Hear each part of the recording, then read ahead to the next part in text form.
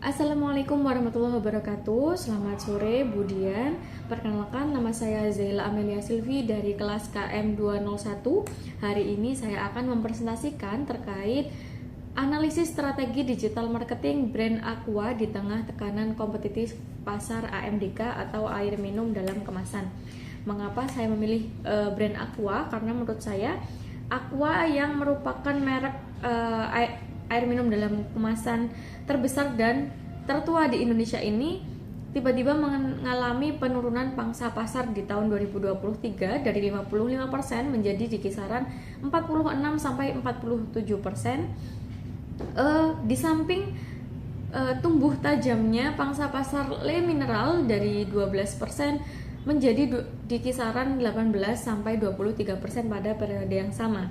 Menurut saya Aqua ini mengalami 3 tantangan utama, yaitu tantangan tekanan kompetitif dari kompetitornya yaitu Le Mineral yang berhasil merebut pasar urban dan generasi muda.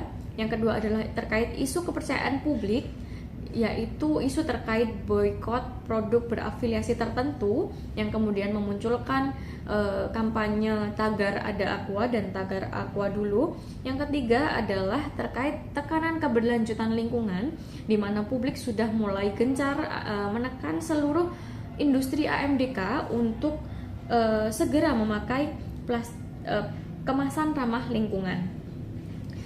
Dari konteks inilah menjadikan Aqua brand yang relevan untuk dianalisis dari perspektif komunikasi pemasaran digital.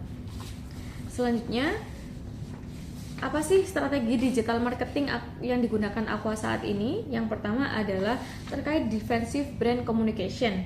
Jadi Aqua mengalokasikan energi komunikasi untuk mempertahankan kepercayaan dan familiaritas jangka panjang melalui narasi emosional dan nostalgia. Yang kedua adalah kampanye musiman berskala besar. Jadi dia memanfaatkan momentum-momentum seperti Ramadan dan Hari Kemerdekaan dengan berkolaborasi dengan misalnya micro influencer atau memperbesar aktivitas digital pada momen itu. Yang ketiga adalah sustainability storytelling. Aqua mengkomunikasikan atau mencanangkan komitmen lingkungan sebagai bagian dari upaya menjawab tekanan publik terkait isu plastik. Yang keempat adalah distribusi digital omnichannel atau mengintegrasikan seluruh channel pemasaran, misalnya mengintegrasikan antara retail modern dengan layanan Aqua Home Service atau seluruh kanal e-commerce atau quick commerce untuk menjaga kemudahan akses pembelian. Selanjutnya, apa sih target audience, tone of voice, dan value proposition? Di sini saya meng-highlight 2 target audience utama dari Aqua, yaitu keluarga Indonesia lintas generasi yang menjadikan Aqua sebagai kebutuhan rumah tangga sehari-hari, dan generasi muda, milenial, dan Gen Z di kalangan masyarakat urban. Tone of voice digital marketing Aqua di media sosial cenderung hangat, kekeluargaan, dan menenangkan, sedangkan di aplikasi TikTok cenderung lebih ringan dan partisipatif. Lalu value proposition, Aqua meng-highlight atau mengklaim 3 klaim inti, yaitu kemurnian dan keamanan sumber mata air pegunungan yang teruji puluhan tahun, legitimasi bahwa dia adalah pionir pasar AMDK terbesar dan yang pertama dan asli. Yang ketiga adalah komitmen keberlanjutan dengan menerapkan program daur ulang dan pelestarian sumber air. Lalu bagaimana sih customer journey dengan kerangka ISAS dari Aqua ini? Yang pertama, attention. Mungkin attention ini pada saat konsumen terpapar iklan TV atau iklan digital, atau saat melihat kemasan Aqua terpampang di retail modern maupun tradisional. Yang kedua adalah interest. Di sini di mana konsumen mulai tertarik misalnya pada narasi kesehatan, keamanan produk, dan isu keberlanjutan. Yang keempat adalah search, di mana konsumen mulai mencari validasi lebih lanjut dan membandingkan harga dan mutu dengan kompetitor seperti Le Mineral. Dan untuk aksi search ini seringkali dipicu oleh isu-isu boykot atau kandungan mikroplastik. Nah, di sini Aqua dapat mengoptimasi SEO atau Search Engine Optimization pada kata kunci seperti air mineral yang aman. Nah, selanjutnya adalah action pada saat konsumen memutuskan untuk melakukan pembelian baik di retail modern, warung maupun melalui e-commerce atau melalui aplikasi pesan antar. Kemudian selanjutnya adalah share. Nah, inti dari pemasaran digital saat ini adalah share, di mana konsumen membagikan pengalaman, opini, bahkan kritik terhadap suatu brand di media sosial yang justru bisa memperkuat atau merusak reputasi brand tersebut. Nah, ruang gerak Aqua di titik share ini masih cenderung lemah. Jadi Aqua lebih banyak menjadi objek perbincangan yang negatif, misalnya terkait isu boykot atau sampah galon sekali pakai, dibandingkan menjadi objek kampanye yang positif. Dari pemetaan customer journey ISAS Aqua, terlihat bahwa pada tahap search dan action ini Aqua cukup kuat karena ditopang oleh infrastruktur, distribusi, dan brand recall yang sudah mengakar. Namun di tahap share ini menjadi titik yang paling rentan karena pada tahap ini Aqua justru sering diisi oleh sentimen negatif terkait isu boykot dan sampah plastik. Kemudian apakah Aqua ini sedang berada dalam wilayah red ocean? Iya, Aqua sedang berada dalam wilayah red ocean yang sangat ketat. Indikatornya ada 4. Yang pertama adalah persaingan harga dan volume, di mana kompetitornya menyediakan produk fungsional yang nyaris identik, di mana mereka menyediakan air mineral dalam kemasan galon, botol, dan gelas.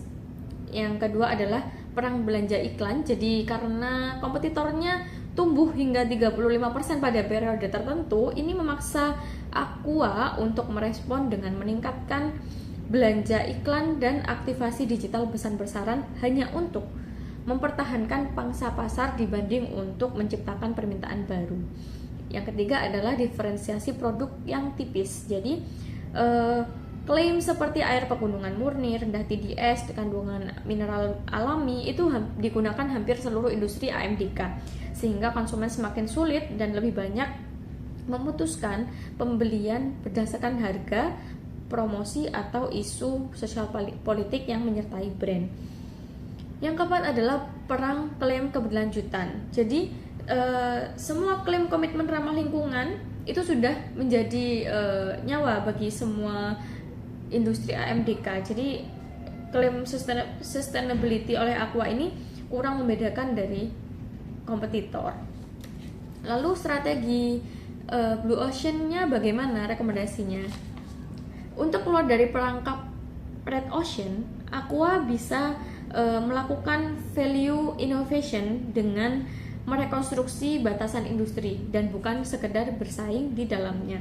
Misalnya, mereposisi diri dari penjual air minum menjadi penjaga ekosistem air. Yang kedua, dengan melakukan refill ekonomi. Yang ketiga, segmentasi fungsional baru.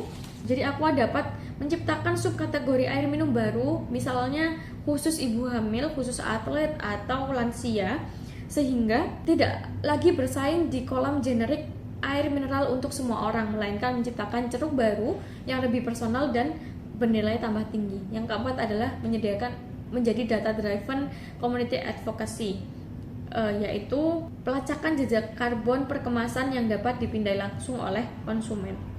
Nah, melalui kombinasi rekomendasi Blue Ocean ini, Aqua dapat berpotensi besar menggeser persaingan dari siapa yang paling murni dan paling murah menjadi siapa yang paling dipercaya sebagai mitra keberlanjutan air bagi Indonesia, sehingga kompetisi head to head dengan kompetitor menjadi kurang relevan. Kombinasi channel digital marketing yang dapat digunakan adalah kombinasi content marketing, social media marketing, optimasi search engine atau search engine optimization, influencer dan key opinion leader, community dan CRM, serta marketplace dan quick commerce. Kesimpulannya, Aqua saat ini berada pada posisi defensif di tengah red ocean air minum dalam kemasan yang sengit di Indonesia, ditandai oleh menurunnya pangsa pasar akibat tekanan dari kompetitor yaitu Li Mineral dan tantangan kepercayaan publik. Strategi digital yang diterapkan Aqua sudah cukup kuat dari sisi jangkauan dan efisiensi search maupun action, tapi masih lemah dalam mengonversi share menjadi sentimen positif yang terkendali.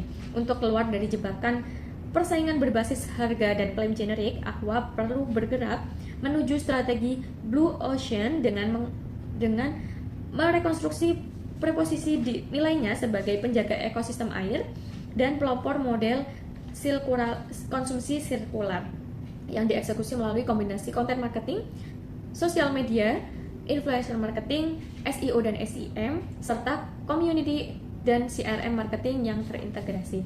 Demikian paparan yang dapat saya sampaikan. Terima kasih atas perhatiannya. Wassalamualaikum warahmatullahi wabarakatuh.